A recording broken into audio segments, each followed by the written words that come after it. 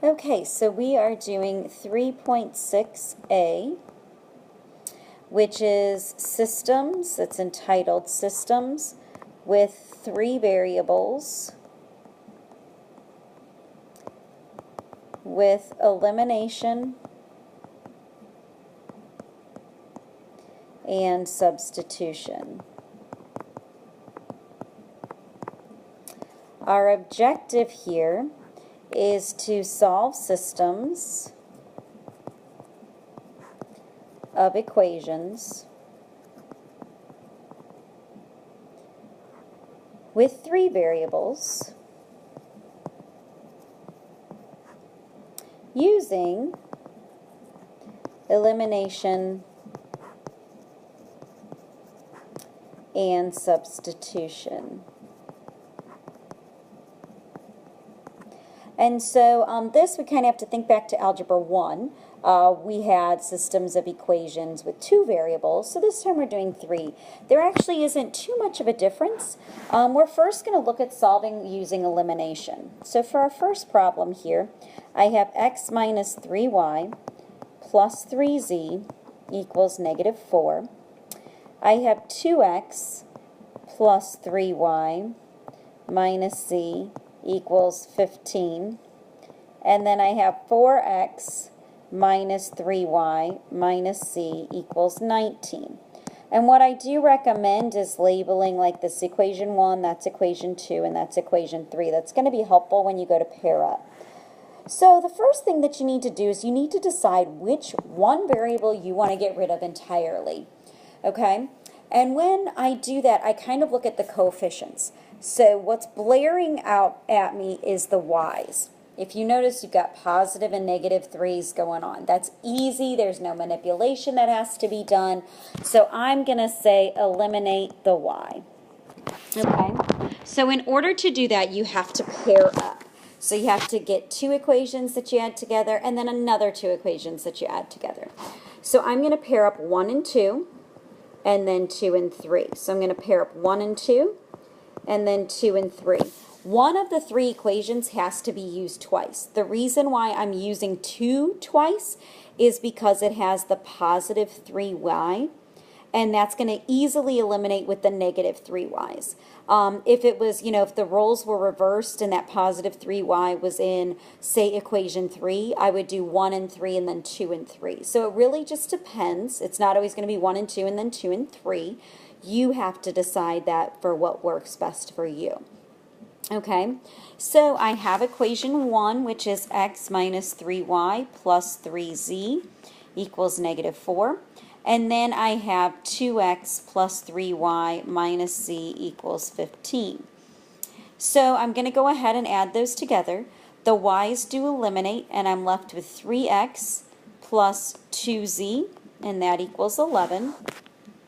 Then I have equations 2 and 3. So equation 2 is 2x plus 3y minus z equals 15. And then 4x minus 3y minus z equals 19. So I'm going to add those together. So the 3y's do eliminate. I'm left with 6x minus 2z, and that equals 34. So now at this time, what I do have is I've got these 2 equations that now look like what we saw in Algebra 1. Okay, so now I'm basically going to put y on the back burner, and I'm just going to go ahead and solve for x and z first. Okay, so what that means is that I'm going to take 3x plus 2z equals 11, and then the other equation that I made, 6x minus 2z, and that equals 34. And I'm going to add these guys together. So the 2z's do end up eliminating. I didn't have to do any manipulation. We'll see manipulation in the next problem that we do, but right now I didn't have to do any of that. And then 3x plus 6x is 9x, and 11 plus 34 is 45. And then when I divide both sides by 9, I get x equals 5. And so that's good to go. I've got my x, and then I need to find my z. Okay, so I'm going to take us on the next page, but just so you know where I'm coming from, I am just going to go ahead and take this first equation, 3x plus 2z equals 11, and I'm going to replace x with 5 to find z. So 3x plus 2z equals 11. So 15 plus 2z equals 11. I get 2z equals negative 4. And then z equals negative 2. And so just from the other page, I have x equals 5 and z equals negative 2. And then I have to utilize one of my originals here in order to find out what y is. So I'm just going to go ahead and take the first one. That's the easiest there since it's on the top.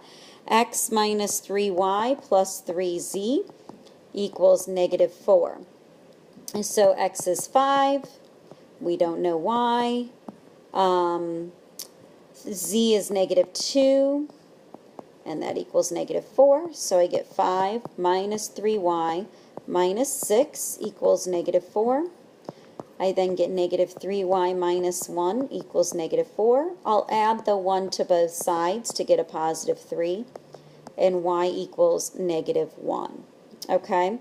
So, whenever I'm writing my final answer, you do want to write it in alphabetical order, x, y, z, as a coordinate. So it'd be 5, negative 1, and negative 2. The big thing is that you do want to go back and just double check within the originals that x equals 5, y equals negative 1, not negative 1, positive 1, and z being a negative 2, that it would work in all three. If it happens that when you go back and check it, if it doesn't work in all three, it's actually going to be a no solution.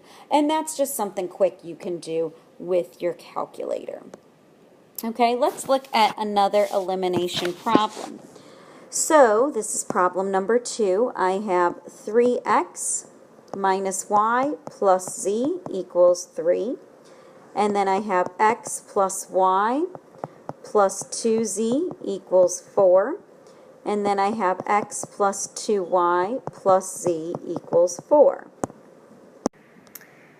And then we are going to go ahead and label equation 1, 2, and 3.